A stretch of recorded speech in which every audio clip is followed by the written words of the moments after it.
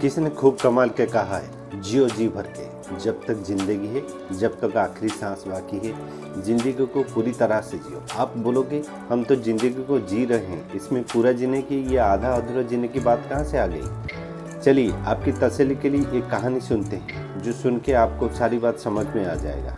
वैसे मैं आपका दोस्त श्रीमंत एक और नई वीडियो के साथ। दोस्तों, ये वीडियो को आखिर तक जरूर देखना, और हाँ, अगर अब तक आपने मेरा ये चैनल सब्सक्राइब ना किया हो तो इसे ज़रूर सब्सक्राइब कर दें और बेल का बटन दबाना मत भूलें। चलिए दोस्तों, वीडियो में आगे बढ़ते हैं। दोस्तों, एक राज्य में एक राजा था। उनके राज्य में हर कोई खुशी में रहता था, क्योंकि हर तरफ खुशहाली थी। राजा जी को ये बड़ा सुकून देता था कि उनके राज्य में सब कुशल मंगल है। एक दिन उनके दिमाग में एक अजब ख्याल आया। वो मंत्री जी से बोले, मंत्री जी, राज्य में सबसे खुश इंसान को पकड़कर मेरे सामने हाजिर करो। मंत्री जी बड़े दुविधा में पड़ गए। फिर भी क्योंकि ये राजा जी का आदेश था, तो मंत्री जी को काम में जुट जाना हो गया, मतलब जुट जाना हुआ। 2 दिन बाद एक इंसान को वो पकड़ के लाए, जो बहुत खुश दिखता था। वो एक गरीब किसान था और अपने खेत से जो भी उगाता था उसके बदले उसके परिवार अच्छी तरह से गुजारा कर लेते थे, इसलिए वो हर वक्त खुश रहता था। तब राजा जी उस किसान को उसके खुशी का राज पूछे तो उसने बताया, हुजूर, मेरे खुश रहने में कोई खास बात नहीं, बस मैं खुश रहना सीख लिया है। फिर भी आपकी जानकारी के लिए 2 बात यहाँ पे बता देना जरूरी समझता हूँ, इसलिए बता रहा हूँ। पहली बात, मैं खुश रहना चाहता हूँ, इसलिए खुश हूँ। राजा जी पूछे, इसके सिवा और कोई दूसरी वजह खुश रहने का? तो किसान ने बहुत सोचकर ये जवाब दिया, हुजूर, मेरी ज़रूरत कम है, इसलिए मेरे फसल बेचने के बदले जो भी मुझे मिलता है उससे मैं खुश रहने की ठान लिया हूँ, इसलिए खुश रहता हूँ। राजा जी को किसान का ये 2 उत्तर बहुत ही अच्छा लगा, इसलिए वो मंत्री को आदेश दिए कि मंत्री जी, इस किसान को 100 सोने की सिक्के भेंट की जाए और कुछ खाने की सामान, कपड़े देकर घोड़े गाड़ी में उसके घर सही सलामत छोड़ दिया जाए। ऐसा ही हुआ। घर पहुंचने के बाद उसके परिवार वाले इतना सारा सामान देखकर बहुत खुश हो गए और राजा जी को बहुत धन्यवाद दिए। लेकिन किसान के चेहरे पे वो खुशी नहीं था, क्योंकि उसका दिमाग जाके उस सोने की सिक्के के ऊपर था जो राजा जी ने उसको भेंट किया था। वो रात भर ठीक से सो भी नहीं पाया, क्योंकि वो जिंदगी में पहली बार इतना सारा सोने की सिक्के एक साथ देख रहा था।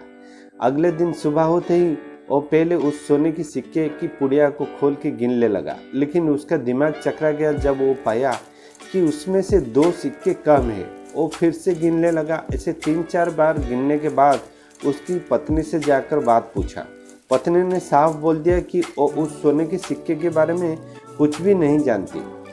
लेकिन किसान के दिमाग नहीं माना। वो तो ये निश्चय कर लिया, या तो मंत्री जी या उसके पत्नी ने इसके साथ खिलवाड़ किए हैं और उन्हीं की वजह से पोटली से 2 सिक्के कम हुए हैं। उसी दिन से उसका नींद हराम हो गया, उसका सारे खुशी छिन गई, उसके घर में अशांति का माहौल शुरू हो गया। और उस 98 सोने की सिक्के को खर्च करने की बजाय 2 सिक्के कहाँ गए ये सोचकर परेशान रहने लगा। वो ना तो अपने काम ठीक से कर पाया, ना वो घर पे शांति से रह पाया। फिर ये खबर जाके राजा जी के पास पहुंचा। राजा जी तुरंत उस किसान को दरबार में हाजिर होने की आदेश दिए। किसान दरबार में आ पहुंचा, लेकिन उसके चेहरे पे वो पिछली वाला खुशी नहीं था। वो कुछ खोने की मायूसी में था।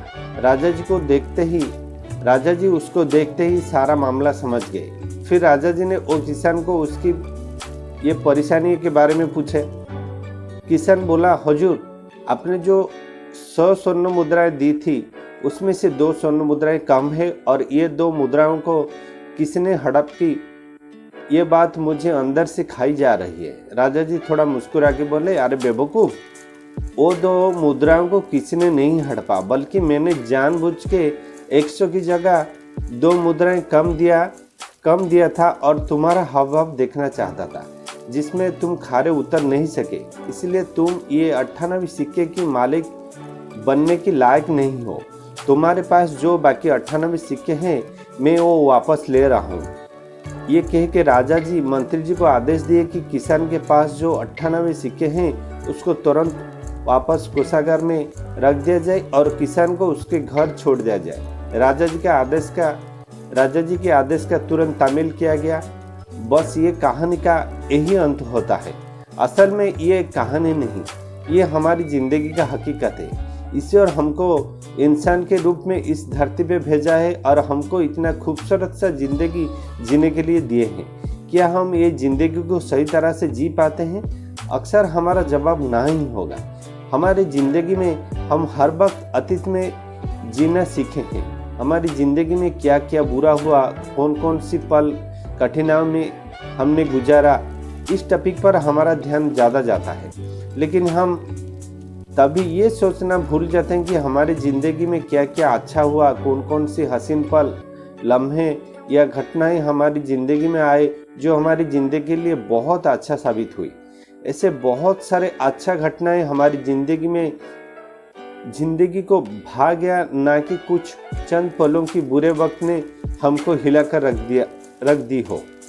वैसे भी जो हादसे हमारे साथ हुई उसकी तरफ हमारा नजरिया कैसी थी ये भी बहुत ज़्यादा मायने रखता है।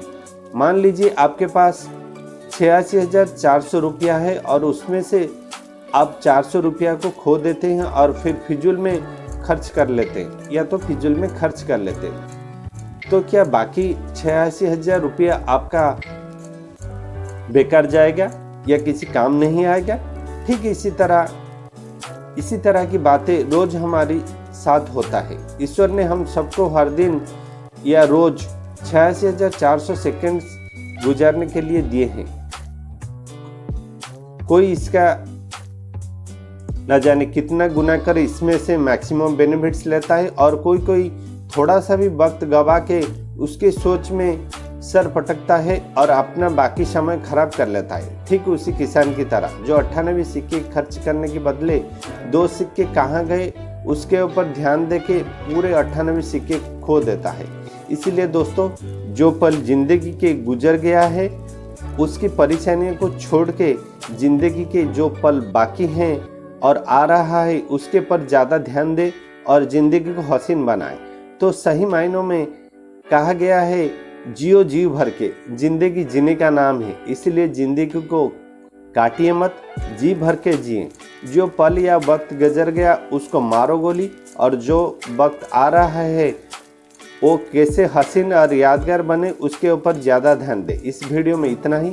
मेरा ये वीडियो आपको कैसा लगा ज़रूर कमेंट करके बताएं। Thanks for watching this video. अगर आपको मेरा ये वीडियो अच्छा लगा तो एक लाइक, शेयर और कमेंट तो ज़रूर बनता है। अगर आप ऐसा इंस्पिरेशनल वीडियो देखना चाहते हैं तो मुझे ज़रूर कमेंट करें और कौन से टॉपिक पर मुझे वीडियो बनाना चाहिए ये ज़रूर कमेंट करके बताएं। खूब जल्द मिलते हैं अगले वीडियो में, तब तक के लिए नमस्कार।